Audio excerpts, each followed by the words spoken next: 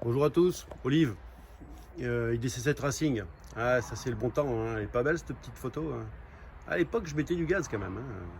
J'adore cette photo de cette petite fumée là. 250 cramites de temps, ça c'était des brels.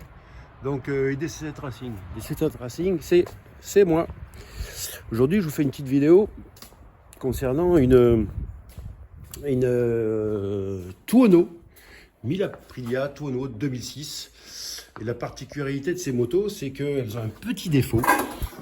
Un seul. Décidément, ces Aprilia. Elles ont juste un petit défaut, mais bon, on y remédie. Hein. On a fait une petite prépa. Enfin, je les adore, ces Aprilia. Bref. C'est un problème de freinage arrière. Donc, je réponds aussi à un internaute qui a fait une petite vidéo là-dessus où il disait qu'il avait décalé sa durée de frein sur l'extérieur pour pas que ça chauffe, pas que ça transmette la chaleur. J'avoue que c'est très judicieux et j'ai fait la même chose. Donc, c'est très judicieux de sa part. Sauf que le mètre cylindre est soumis à une grosse contrainte thermique où le moteur chauffe, transmet la chaleur par ses vis et fait chauffer le liquide de frein en ébullition. Donc, ce qu'il met en ébullition, donc il y a la perte du freinage. Donc moi, pour remédier à tout ça, c'est que j'ai ajouré, si vous voyez les petites pièces, donc j'ai fait des trous un peu partout, hein, à l'ancienne, hein, comme on faisait dans le temps, on prépare, on fait des trous. Hein, ça c'est de la préparation, hein, ça sans parler, on optimise. Et de plus, j'ai aussi monté le mètre cylindre de frein, comme on voit ici, sur des bagues en téflon. Voilà, 2 bagues en téflon qui isolent de la température et aussi fait des trous dans les vis de façon à ce que l'air passe à l'intérieur et diffuse la chaleur. Bon, c'est avec des petites choses qu'on fait une bonne moto, c'est une multitude de petites choses.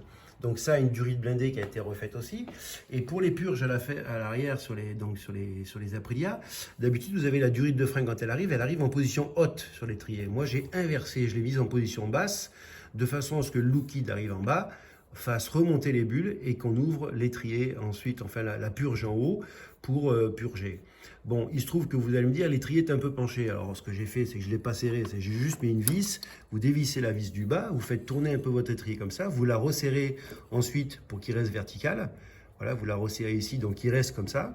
Et à ce moment-là, vous pouvez faire exercer la pression sur votre pédale de frein pour purger votre système de freinage et les bulles partent. Ça évite de démonter l'étrier, de le mettre, comme disait le gars, au-dessus de l'échappement et tout ce qui s'ensuit. Voilà, c'était la petite anecdote de chez IDC7. Voilà, à bon entendeur. Et puis, quand j'aurai des petites infos comme ça, je vous les transmettrai par le biais d'une petite vidéo. Allez, ouais, sur ce, allez, ciao, bonne fin de journée, ciao, ciao. Et pensez-y.